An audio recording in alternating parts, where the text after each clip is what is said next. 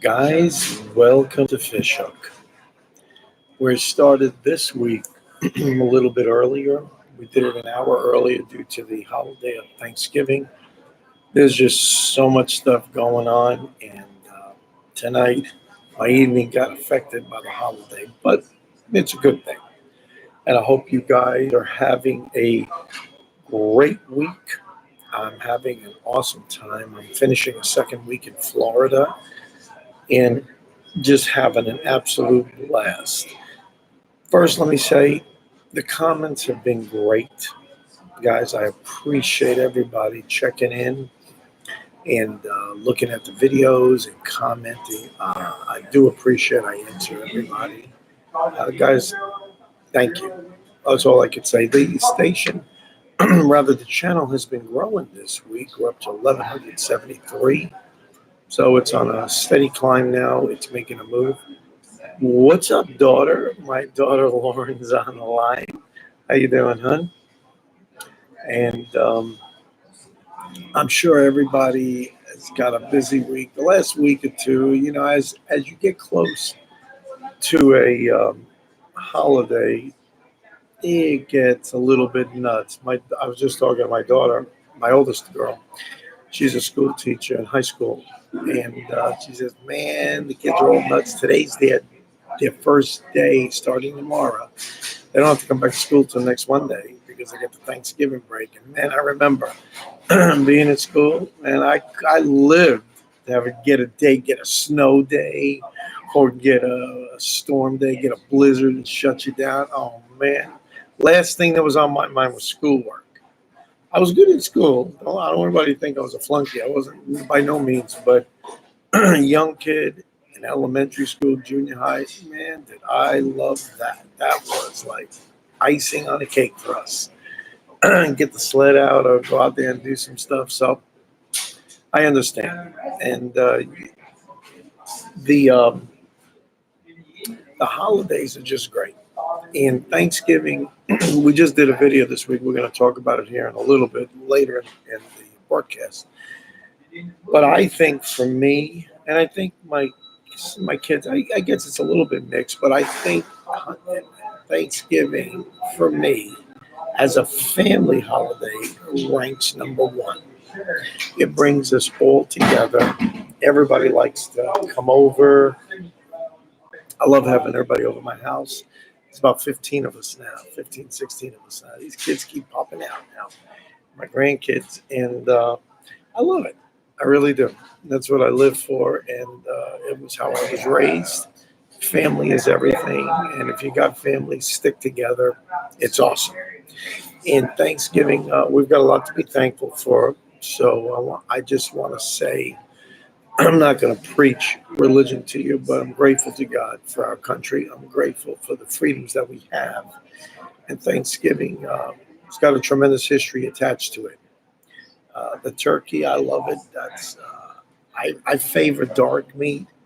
And it's funny, off the subject of Thanksgiving for a second, but on the subject of birds, we went to Costco this week. I think you guys will get a treat. I want to give you a heads up on something. I've never seen this before in all the years that I've been shopping and helping out at home. We bought a 2-pack of, I like to do organic where I can. And it's very reasonable at the big store, the big boxes. So at Costco here in Clearwater, they had a 2-pack of organic chicken. There's a $1.99 a pound. And that is dirt cheap. That's a minimum of $1 cheaper than anywhere else for organic chicken. Organic chicken at Publix is $20 a bird, $20. So they're whacking you over the head. And these were big hens. I spent, I think it was about 17 or $18 for 2 birds, and they were both tipping the scales at 4.5 to 5 pounds a piece. So we had one and we roasted it in the oven. I want to tell in convection because it cooks faster. It cooked really fast. Under 30 minutes, I had the whole bird cooked completely. No red meat, no blood still in it. It was cooked beautiful. But here's what amazed me. In that whole bird, I don't eat the skin. That's just not me. Usually it's a fatty skin, but I've never seen this before. In that entire chicken, I found, I'm sure there was in pieces of it and I didn't see it. I found no fat whatsoever. That was the leanest chicken I've ever seen, complete. And then to beat that, the white meat tasted just as good as the dark meat. It was so juicy. I'm telling you, I was totally surprised. Totally. And then, furthermore, later in the week, my wife she can make fabulous soup. So she makes a matzo ball soup that'll rival anybody. And she puts like big meatballs, these matzo balls. Well, it's not 100% carb free, but it's a real hearty soup, and everything is done with organic ingredients. Well, we took the whole chicken, the second one, and cooked it that way, boiled it. Man, I waited for it to cool down. She wanted me to pull over meat because I don't like shredded anything. I like pulled meat. So I pulled it when it was cooled down, and my hands were not greasy at all. I pulled no fat. I could not. I mean, around the knuckles, there's a little bit of fat there on all of them. I guess I understand that. I don't eat that. I told my daughter Lauren that. I found no fat there whatsoever. So just a heads up, if you guys want exceptional chicken, try your Costco. Costco owns their own chicken farms. Now, I read that about a year or two back. So they cut out the middleman, drove the price, kept the price down, which was a really hats off to Costco. And this is not a plug for Costco, just to tell you, I've not ever seen such chicken in such great condition. A lot of times I buy beef there, even if it's organic, I'll buy it there. First, the price is better. And even before it was organic, their red meats were just tremendous. The loin back steaks tasted like fillets. They were that tender and nerve free and fat and very very little traces of fat. Nothing hidden in there like some steaks are. But that was good. So just a little heads up for everybody on that. Now getting down to this week, it has been last week. I went out about 4 days in the morning, and I've got a nice compilation video. No day did it go up the charts. The fishing has been off. The inland fishing here, weight fishing particularly, has really been off a while. It has not been as consistent as it used to be in years past. So let me explain that. We're now finally, thank God, getting cooler weather here. I get up at 5:15. I'm out the door by 5:35. It's only 15 minutes to any body of water that I go to. And it's 52 degrees, 50 degrees, 54 degrees in the morning. Nice and chilly, sweatshirt, hoodie weather, which is my absolute favorite weather of the year. No matter whether I'm in Tennessee, New York, or right here in sunny Florida, I love hoodie weather when you wear a hooded sweatshirt. And I like pullovers. I don't want to mess with zippers. I don't want to mess with nothing. I just want a place to keep my hands warm and I'm good to go. Well, I'm going out in the morning there and I stop at my McDonald's. I get a nice hot cup of coffee and sometimes a burrito. I don't feel like cooking at 5:30 in the morning. Just enough to hold me over till lunchtime, by 11 o'clock when I get off the water. Then I'll go home and cook or I'll go out and eat something. But the water finally has gone down, the temperature now. The last trip I was here 3 weeks ago, the water was 83 and a half degrees, 83 degrees. And I'm talking even a mile and a half offshore. It was pretty warm. The bite was not that great. And it was murder on the boats. And I have a bimini top, and we were roasting with the heat. And there were days it hit 90 degrees, which was very unusual in November. Well, this past 2 weeks, I got to tell you, in this part of Florida, now, Florida's a big place. Very different climate. You got the East Coast. From Jacksonville, it's different than it is down in Jupiter. And then you go down to Miami, into the Keys. That's another whole country altogether. But the West Coast, I think, is more consistent. except the panhandles another country entirely. But we've been getting the water temperatures now are finally maintaining at the 71-degree mark, 70-degree mark, and it has been chilly. I have uninsulated cover, not covers, my waders, my chest waders, and they're uninsulated, and I wear insulated jogging pants to keep my legs warm. I don't wear shorts underneath that. And that water is chilly as can be. Will wake you up. Trust me, when you get above the knees, it'll wake you up. But it's been beautiful. Once you get moving around, I think you get acclimated to it. It's good. And I talked to you guys too about waders. Let me say this: I have Hodgman waders. I've been using Hodgman for years. Really good company. They're out of Utah. Very, very good company. So I bought a new pair this past year. It wasn't even a year old. I bought them on sale here at Dick's. They were $79.99. It was a real nice price, and these are nice, well-designed and well-formed waders. Well, last week, all of a sudden, out of nowhere, my left leg, I was squishing water on my left foot. I said, great. I was in the water for a while, so I was already used to the cold. I said, that's great. And then it started to go up my leg. And then before you know it, from my waist down in both legs, this is over a 2-day period of time, I was completely sopping wet. So I said, great. So I want to say this about Hodgman, and I'm going to give a plug for them. It's an excellent weight manufacturer. I called them up. I sent them an email, sent them a picture of my waders, told them exactly what happened, that I did not have the receipt. And don't you know, these dudes emailed back the very next day. They said all they needed me to do was to cut the booty section off on the bottom of the waders, show a picture of that, and they'll have replacement waders in the mail. I could not believe the response. So I called them back that day. I got that. And the series I had, the ones at Dick's, were H3s. And the H3s were just entry level, but they were really, really nice. Anyway, lo and behold, I asked them, I said, look, if I pay the difference, can I upgrade? You're going to give me another set. I'll pay the difference.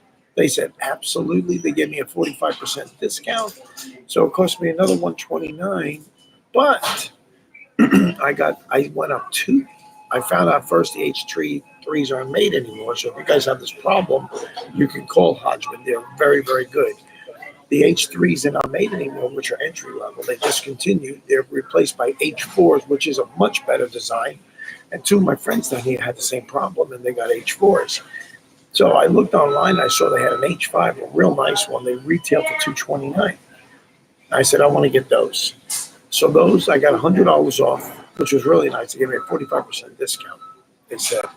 And I paid that plus tax and free shipping. So they'll be coming in this week.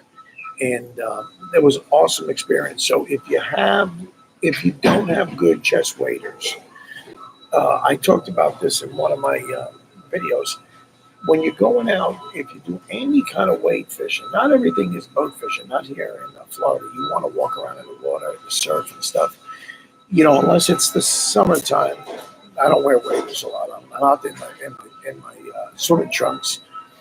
But if you want to wear waders, get a set of Hodgman. They're relatively affordable. They're not very expensive. You can spend $340 on the most expensive one, which is a far cry from Orvis or these other names that I've dropped $400 on waders, which today I would need my head examined. I'll never do that again. A real life expectancy out of waders is 3 years. If you get a solid 3 years, no issues. Listen, I go through the brush. I sit on rocks. I mean, that's what you're doing out there. You're not getting undressed every time you walk through there. Nobody take those. You beat them up. I've had thorn bushes puncture my waders. Brand new set out there that I had to patch up. But that's the life of wade fishing. And I remember one morning I talked about that. If you're committed and you want to learn this sport of fishing for all you guys and girls, you got to be willing to study the biology of the fish, and we did here. And normally, this is a little abnormal here, the water temperatures here and the tides. They haven't been going as planned. Uh, the targeted species that we're after is pompano and permit. Great eating fish. Pompano is very light meat, dense, and this is the first time that I've got permit now. Permit is a pink flesh, like very firm, similar to Spanish mackerel, but much firmer, and they have very, very strong skeletal structure. Very, they're pretty thick bones, so you want to carve really close to that and get all the meat on it. Well, we had I think it was like a 16-inch permit and a big 28-incher my buddy caught. That weighed about 8 pounds. And I got 3/4 inch thick fillets out of that now in the freezer. I vacuum sealed them. But some of the commitment is studying how the fish work, what temperatures they like, when they're around, when they're going to be predominantly around, because you're always going to catch different fish, stragglers, in all different temperatures. So you can't make a rule out of that. But generally speaking, the permit will hit earlier in the morning. They'll hit in colder waters, and it doesn't have to be the bait doesn't have to be running really fast.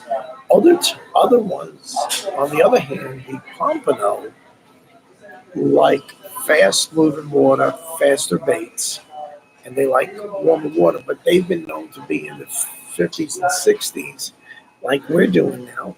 The water temperature is getting ready to go into the 60s, and the pompanos are there in numbers at different times. Now, what's different, what's happening down here, and I wanted to tell you guys, this has been very unusual for us. We've been having very, very strong tides. Now, there's two things we consider when we go fishing, when you should be considering if you're going to go wade fishing, like this type. The tides and uh, the uh, the length of how fast the water's moving, where the sun is. You have to look at the salinity table. Now, like today, for example, for the last 2 weeks, we've had extremely high tides. We're talking 2.7, 2.8, 2.9 above normal high tide. That's 2.9 feet. So I'm walking out in water in my waist, wading all the way, all the way, all the way inshore. I'm not even near the water's edge where we used to fish. This is tremendously high. And the thing about it is that it's not moving a lot. And when we have a really long tide and a high one, there's not a lot of water moving. That means there's not a lot of bait moving. The predator fish are not very close behind. So we've got to really search and find them. And it's been like a search and destroy mission. We've been getting stragglers here and there. All of a sudden, a little school come through, wham, 3 or 4 of us, bam, we get one real quick, and we don't see them again. So they're not coming in gigantic numbers. There aren't bait flying in. If most fish like a faster moving current, faster moving bait, and then bam, it moves at a certain speed, the predator fish get active and they're moving and you'll catch. I think we may have lost a signal here, it says. Well, I don't know. Let me check again. No, I'm still on. It says, hopefully it's still going. It says I'm live, but I just got to notice. So if you guys lose it, let me know. But as you guys do come online, do tell me where you're from. And let me know a little bit about the weather where you are, how cold it is. I want to see where around the world everybody's showing up. But that's what we've been experiencing. And usually dusk periods of time when light is just emerging is a great time to catch fish because the predator fish will come out. And they have been out real early. I don't get on the water much before 5:45, 6 o'clock. I'm just tired and I can't go to bed at 9 o'clock at night. I can't do it. So I'm one of those that stays up a little bit, but I'll get solid 6.5, 7 hours sleep. I'm good to go. And that's been hampering us to getting big numbers of fish, a lot of hits. We're fishing our Dodge jig that I showed you a couple of weeks ago, the setup with the weighted hook, all colored, and then nice big flashy teaser flies. It's just been hit or miss, and even in the dusk when the light came out, not that great. It's been cloudy and overcast. Normally, that's really good for fishing, but for some reason over here, it hasn't been doing that. Now, uh, later in the morning, about 8:30 to 9:30, all of a sudden the sun would come up on our back. I get warmed up because I'm getting chilly out there. There's not a lot of water moving, and you can see the debris which as it floats by. Then give it about a half hour of the sun shining. All of a sudden, the pompano bite starts to pick up, and we've been catching, as you can see in the thumbnail I sent out on my notice tonight. That's typical of a morning's catch, but it took 4 hours to do that. And amidst some that you lose, there's been a big pickup in variety of fish. Now, again, everything I'm saying is based on the Tampa Bay area, particularly I'm in the Palm Harbor, Tarpon Springs area, Dunedin area, and there are different fisheries all over the place. So don't take this as a rule for all of Florida. Absolutely not. Other guys are having bigger success if they take their boats out and doing other types. And we were talking with the guys the other morning, and the expression is you have to be where the fish are. If the fish are not there, you could have a lure made out of gold. It isn't going to produce jack, and you won't even get jacks. No pun intended. And whether you have a rattle bait making a lot of noise, if the fish aren't there, you can't lure them in. How many times we've had it where we threw out live shrimp, cast after cast after cast, and the shrimp is coming back untouched. It's got to tell you something. So we do that for a while, and then we move. We move. There's a pier over here where we fish. We walk by the pier. We're in the water now. I don't go on the pier. I like wading. And we try different. There's a flat section. We go flat fishing. You got to look at all your options and see where you want to go fishing. So these are things you want to consider. I've used one rod and one reel. This is the first time I've done this in a long time. I've used my Shimano Thunder's 4000. It was already spooled with 30-pound braid, which was an overkill. I can't get really far cast out with that. It casts good, and it's 8-strand braid, which I like. It's not really good for those light 3/8 or even half-ounce jigs. It doesn't really cast really good if there's a slight bit of a wind or if I'm going upstream. I don't get across the canal where there's a deeper section where the channel is, and it's a sandy bottom where I need to be for the pompano and permit and so forth. I have a hard time. But my friends are using 15 and 20-pound braid, and a lot of them 4-strand, and it's much lighter. Man, those quarter ounce sail past me. So they're getting into a strike zone, which is a lot better. And again, when you see the videos of us when we're fishing in a canal to the left of us, this is a canal that's being fed by a power plant. Duke Energy has many power plants, and they make hydroelectric power. And this power plant emits a lot of hot water way upstream, and it comes to a series of barrels. And all of a sudden, you can feel it. Your legs warm up. There's a lot of warm water. And what that's doing, that really helps us in fishing. That empties out into this body of the Gulf here, the Sound, and then into the Gulf at the mouth, which is about 1,000 feet to the right of us. But what that warm water does, that attracts bait fish. They get out of the really cold water because, listen, we're in the South. This is tropical waters. The fish are accustomed and acclimated to warm water. So they fish all the way up in the warm water, and then they meander around over there. The predator fish come behind. We see the porpoises, and others come right behind. So what are you going to do? What are you going to do?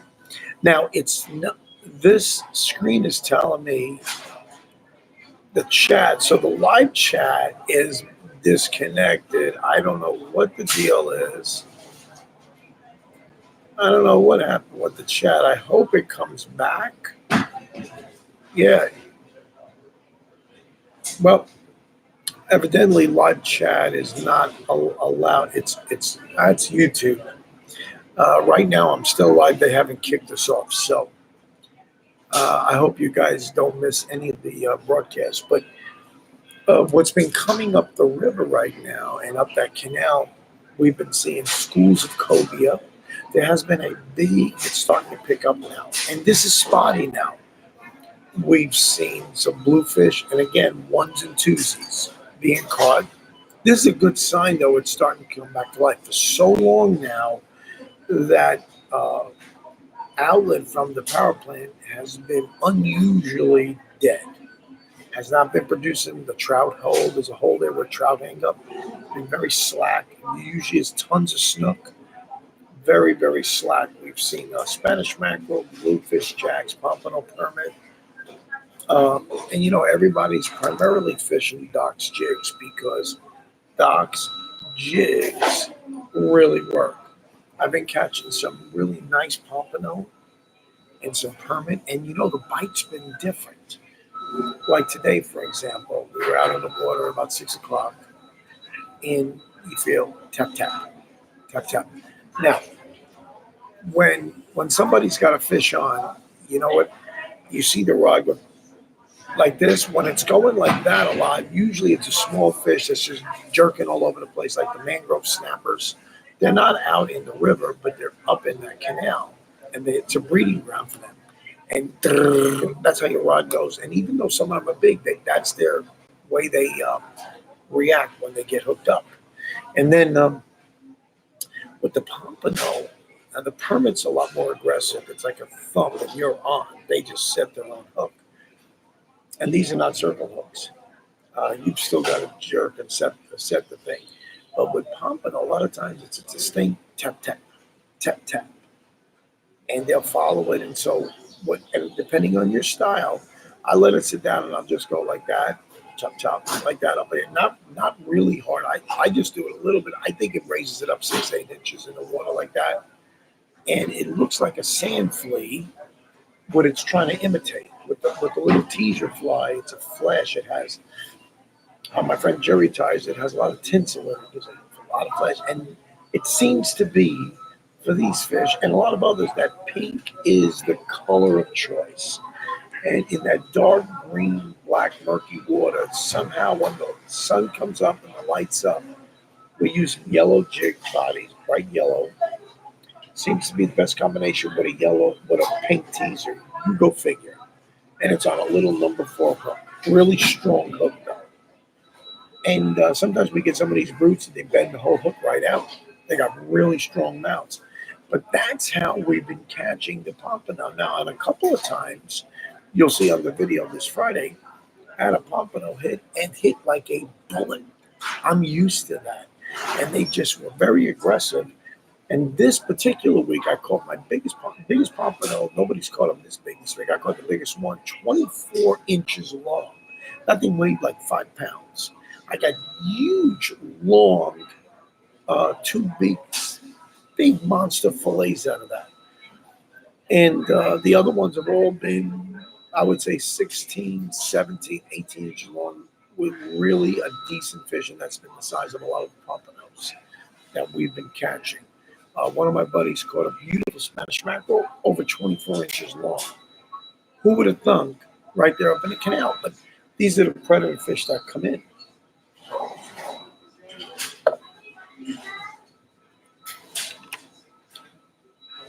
Now, the word is out that we still have a moratorium here from the previous red tide that was really devastating. Hundreds and thousands of tons of fish were killed. It was the worst red tide in the history of Florida. No one knows really what caused it. We know what was feeding it. We talked about all those currents and all the discharge from all the different chemicals and agricultural things feeds that, and that's why we have a red tide, and that's how it gets circulated throughout the Gulf waters, through the Gulf Stream. Well, word has that some of the guys that are in the know and connected are trying to release the ban. They did it up in Crystal Springs now, where you can keep your snook and your trout, which is about an hour north of us.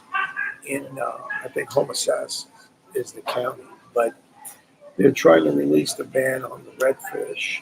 Snook is out of season anyway on a normal basis and won't reopen until September of 20. But the uh, other fish, like the redfish and the speckled trout, it's killing me. But I mean, I like catching the trout because they give a really good fight. I throw them mostly back in because that meat is very fleshy and soft, and you really got to put them under ice immediately and for a while and do it for a day or two before you fillet them. But the meat is nothing like, it's not dense like pompano or permit. Absolutely not.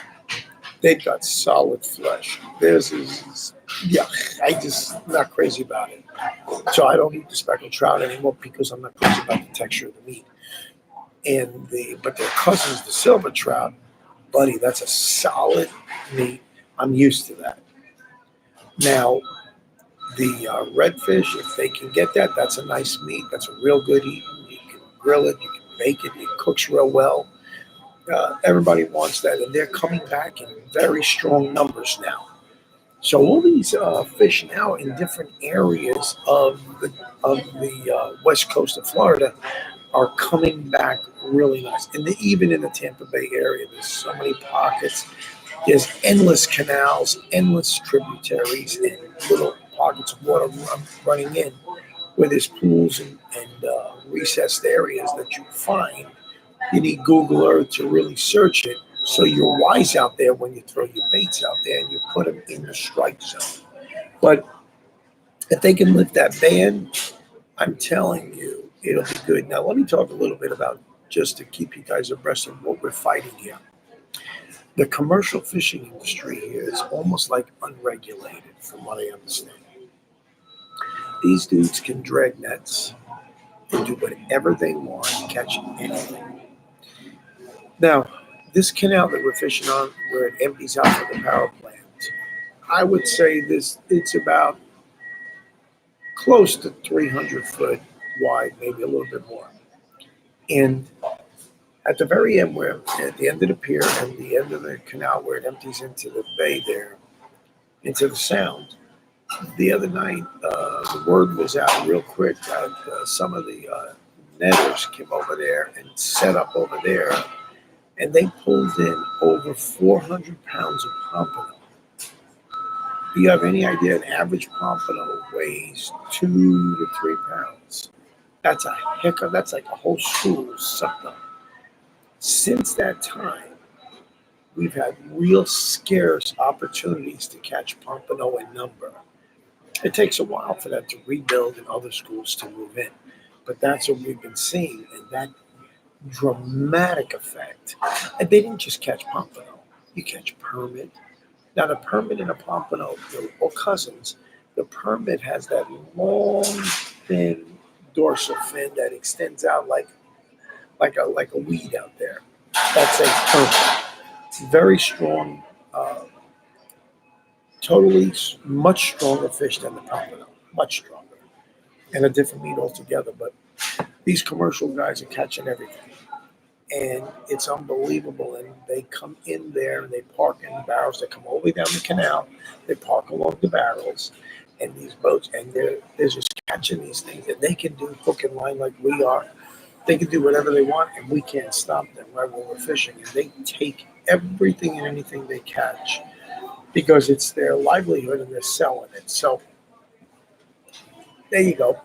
You could fish all you want, but you can't effectively fish against a net, and that's what's happening. And I'm sure other parts of Florida are they're experiencing the same thing with all the netters and commercial guys that are coming out there. You can't compete. So that's what we've got against us here. So just bear that in mind, guys. That's a big problem here in the close coastline. Here there are crab traps all over the place.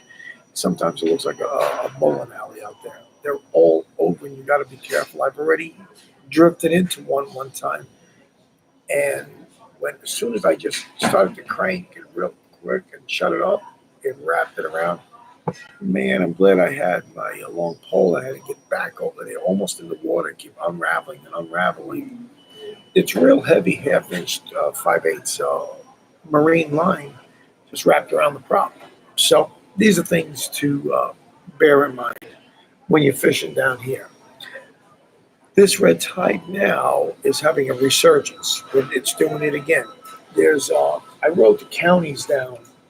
Uh, it's very high, the concentration now of red tide in Charlotte, Lee, Collier counties, and where Sarasota is, all the way down to past Naples. Very, very high, and they're having some issues down here now. So, and we still have concentrations of red tide in Pinellas County, where I am. With this point, Tampa Bay is Pinellas County, and there's low concentrations. They're monitoring it, so I'm just concerned that if it starts to come up here, it's going to shut the fishing down again. Now, since last year when the red tide came in real bad, prior to that, I've never noticed fishing so radically affected by this organism in the red tide, this algae. Never did I see this before. So I want to let you know that it is coming back, and it's only making it worse for our chances of lifting the ban on redfish and sea trout. Now, like I said, snook come in again next September. 20 is when the snook season opens up, and they're like 2 month periods. I think it's 2 to 3 times a year they have a 2 month period, a slot. That's when you can keep them. They got to be 28 to, I believe it's 32, unless they changed the new regulations. Unless the new regs they came out, and I don't think it's changed anymore. But yeah, the ban now on I'm reading it over here. The bans on the red trout are going to expire on May 31st of 2020. So there goes the winter, there goes the spring fishing, and that's if nothing else bad happens. But there's really nothing that can be done about that. Well, guys, it wasn't a real long one tonight. I feel bad this live chat is not working, but if you guys get the broadcast, let me put in my email address because I'd like you guys to email me, Fisher2019 at gmail.com.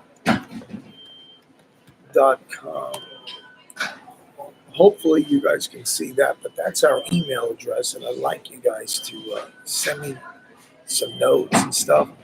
I want to talk to you a little bit about, we've got some new videos. I've got them listed here, the two of them. Here we are. Right. We just put out a video. Came out Monday. It's called Paleo Salmon Cakes. They look like hamburgers, like crab cakes. Salmon cakes that are grain and dairy free. So it's really cool because that's a unique audience. A lot of you guys are real keto friendly. Keto mindful, and you're doing that paleo diet. So hats off to you. Thank God I don't.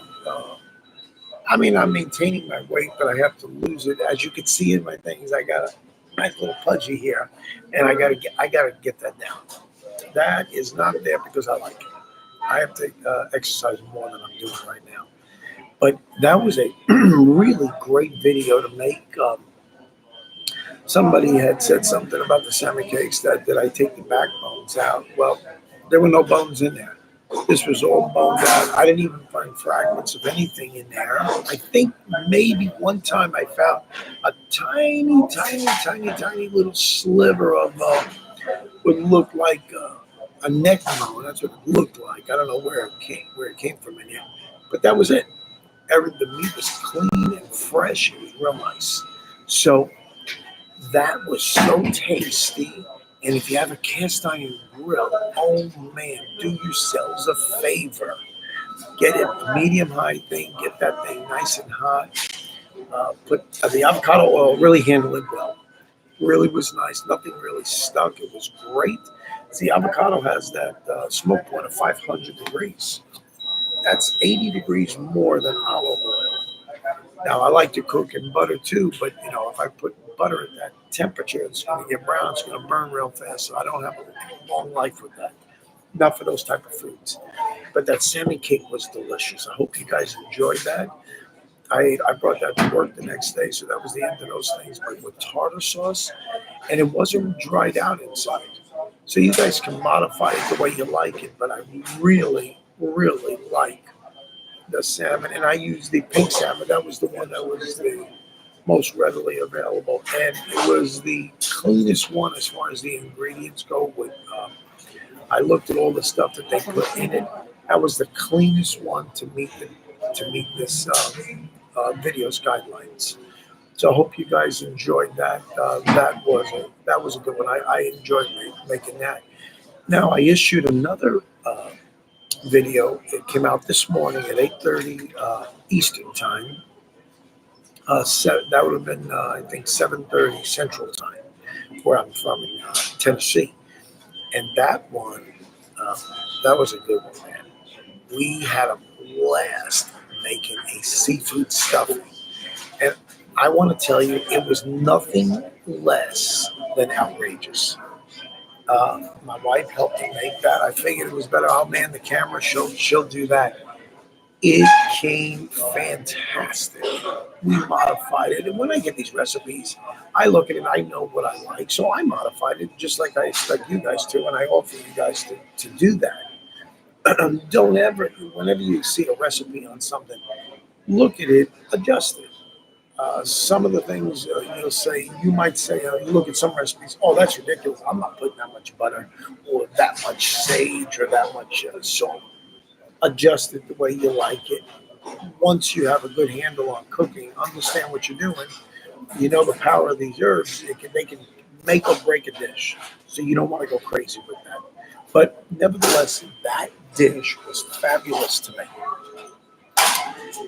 We had so much fun. We ate that at night at the TV. We sat on the couch and we ate a bunch of stuff. It was so filling, and I love scallops. Oh, buddy, there was a half pound of scallops, fresh raw scallops, a half a pound of lump crab meat, rather, and 3/4 of a pound, one whole bag of raw shrimp, large. It tasted delicious. All those ingredients with the seafood stock, the aroma. And I was really surprised to see that we were able to get organic. I wasn't even looking for it, organic stuffing. I didn't even know they made that. And Amy said, yeah, I think we can get that over there at, it's not, I forget, Sprouts. I said, you're kidding me. That's right across the street from where I am. So we went there that night and I said, organic, yeah, let's grab a couple of bags. Now, that's not everybody's going to have a big, huge helping, but we made enough. We have 18 people. They had enough to get from that. That was good because we saved some of it for ourselves last night, and we just chowed down. It was delicious. Take my word for it. And I would, like I said in the video, if you guys do are daring and you want to make these recipes, they're easy to do. I give easy instructions. They're not 15 ingredients. I don't like recipes that have so many ingredients. It's hard to do, and I'm going to lose everybody in a video. You want to make something that's relatively quick. You're coming home from work. In 30 minutes, 45 minutes, you can have a beautiful dish whipped up, and you don't have to sweat it out and slave it to stove.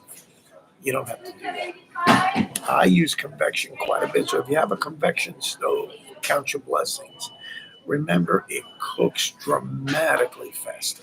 Dramatically faster.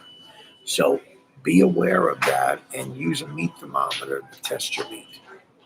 In fact, I have a brand new Samsung dual convection I bought here when our other one went bad. They had a really good special. I bought it last May 29th, 18 from Lowe's. Well, it's about a year and a half old. And they have two levels. They have a divider in it. And then they got two half doors. They have a half door for just the top. And then if you don't squeeze the trigger and the handle on the top, the whole door opens up. That was one of the best. And both of them are convection, independent of each other. The bottom one cannot brawl. The top can brawl. So that's the only difference. Same temperature range and everything. And they both have independent lights, which was very well designed. Turns out that the temperature is off. It has never been calibrated from the factory. I'm 50 degrees off up on the upper one. It says 450. I set it for. I barely am holding 400 degrees. And I was wondering. I was cooking a dish the other night and saying, "What is the deal? Why is it taking so long?" I was cooking at 300 to 325, thinking it was 400. I set it for 400. I barely had a 325 on it. I bought another thermometer and I stuck it in. I said, I want to test this. Let me tell you, do that every now and then on your ovens and find out if you have the manual. Let's call the manufacturer and you'll find out how to calibrate it. So the guy's going to come over tomorrow. He's going to put a new board in because it's out of whack. It's all freaked up. And then he's going to show me on this particular model how digitally you can calibrate your thermometer so that you get accurate readings. Listen, that's the recipe for success or failure. If your temperatures are off, you're screwed. Now, I'd rather pull a piece of meat out undercooked. If it's overcooked, what are you going to do? You're going to make it rare again? No. I like my meat medium rare, not medium well. I'll eat it, but ooh, a lot of too much A1. I like medium rare, or I like all my poultry really juicy. And these Costco birds were juicy, ridiculous. It tasted as good as the dark meat, and then no fat. Oh, it was just beautiful because I could tell when I handled it, I had no grease on my hands whatsoever. Nothing. I was looking for that sticky grease from fat, not at all. So tomorrow he's coming over and he's going to check the range out and put the board in.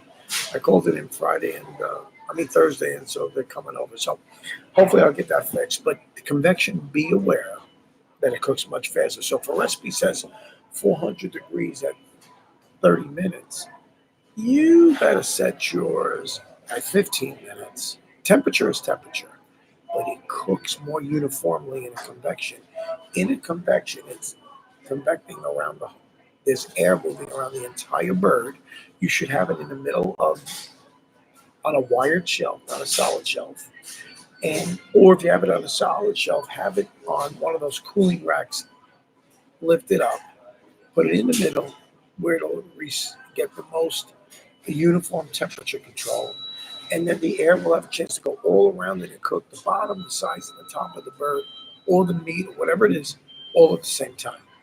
I'm telling you, you guys will absolutely appreciate. That's good advice, and you won't overcook.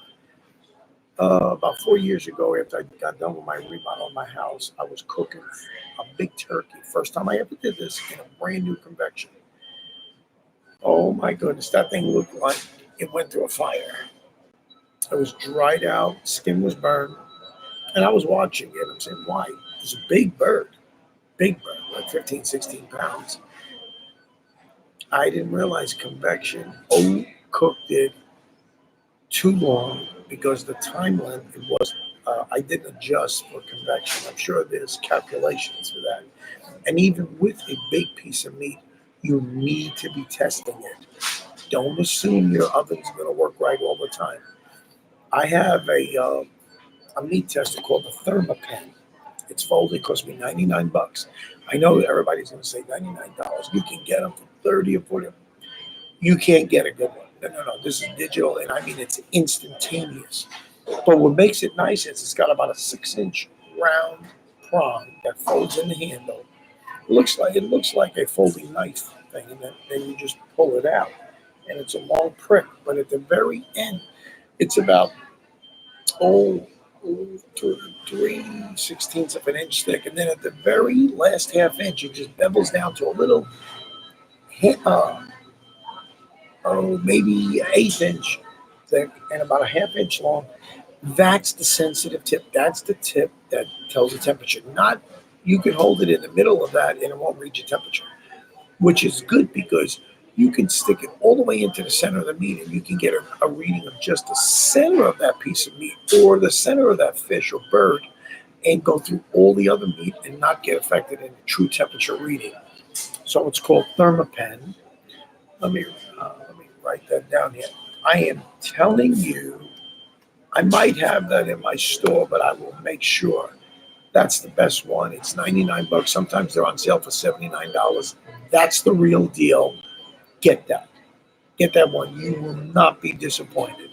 You will not be. If you just touch it with your finger, instantly, it's going 86, 87, 88, that fast. It reads instantaneously. Within a second or two, you've got the reading of your thing. And it's just great because you can prick your meat wherever you can prick the fish and get a right, like chicken, 165. I did it one time, 170, and it was dried out. And I ruined the chicken. I ruined it.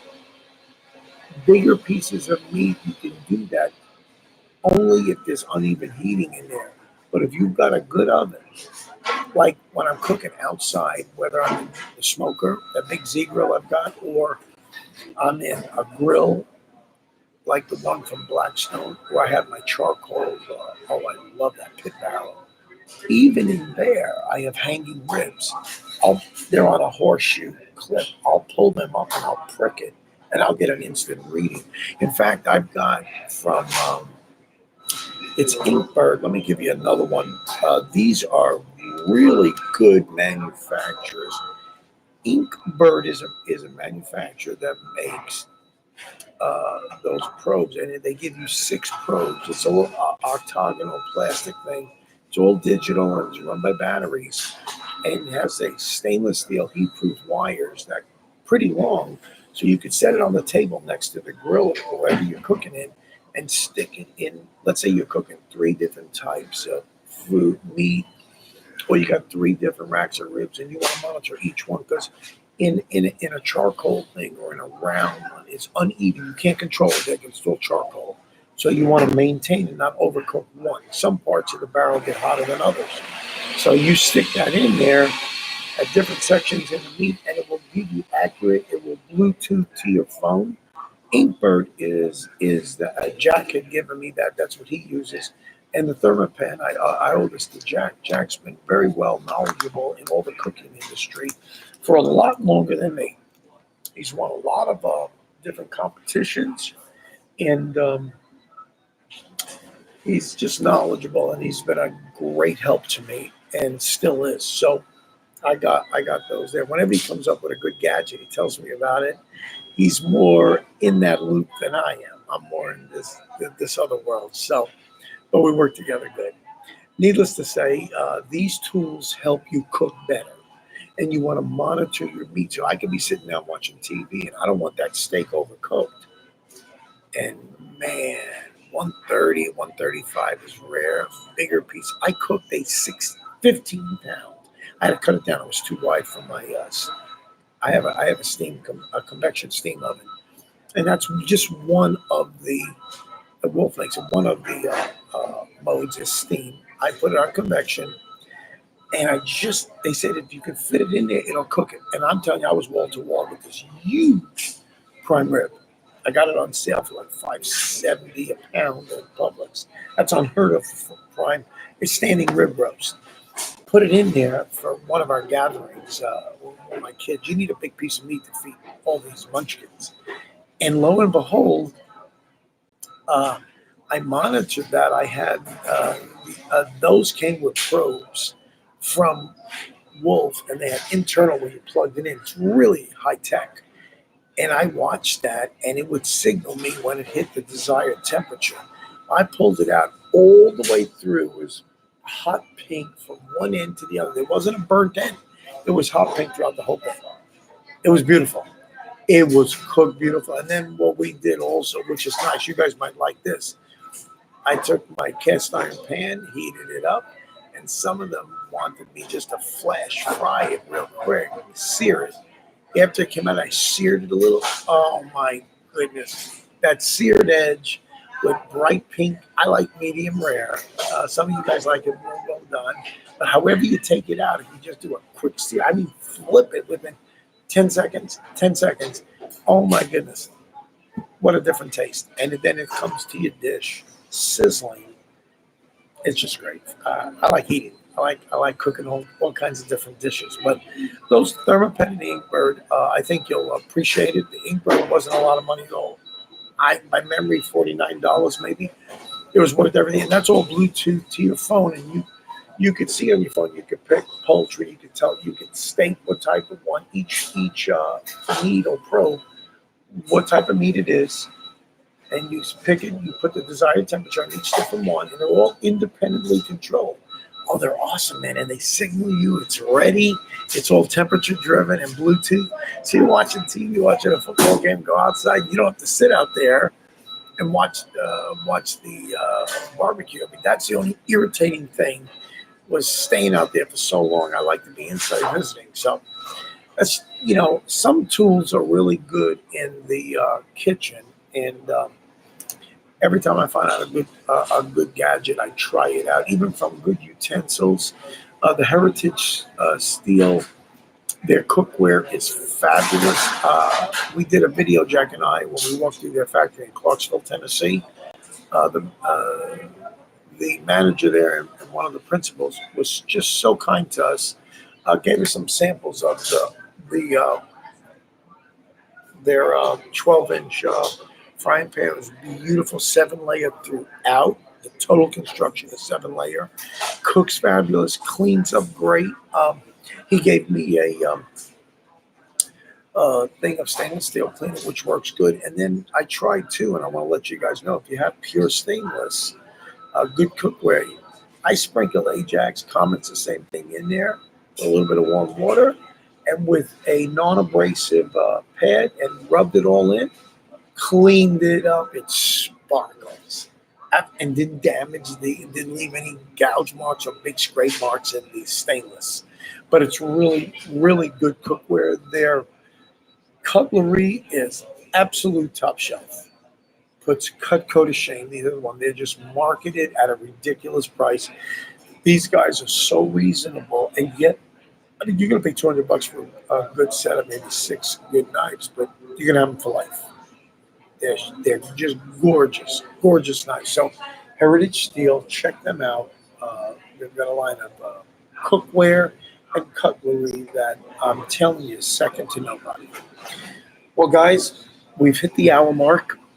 I appreciate it. I feel so bad that the chatting, the live chat went to hell tonight. So I'm sorry. I look forward to talking to everybody.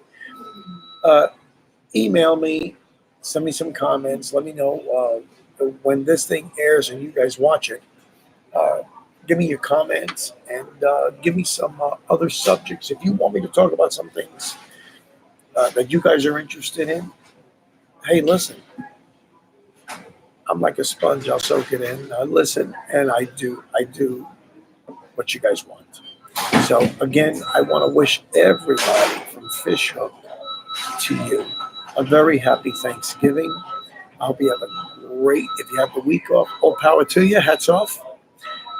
But if you don't, you're going to have Thursday off. Enjoy it. Enjoy it with your family and your loved ones. Have a great time.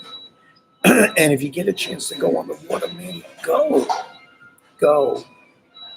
Take your important other with you, or your best friend, your girlfriend.